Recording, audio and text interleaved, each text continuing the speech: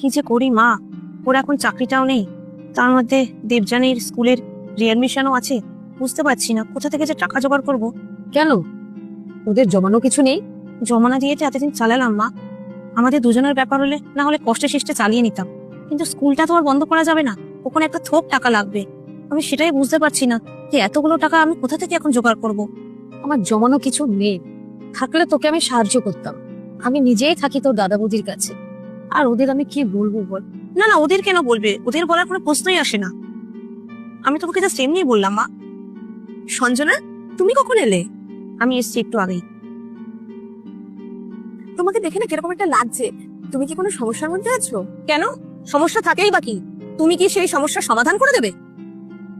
না না, মানে মানে মানে কিছু না, তুমি এখান থেকে যাও, মার সাথে আমার কিছু দরকারি কথা আছে। থেকে তুমি ঠিক কেমন ব্যবহার পাবে সেটা কিন্তু তুমিই প্রথমে তাদেরকে শিখিয়ে দিচ্ছ।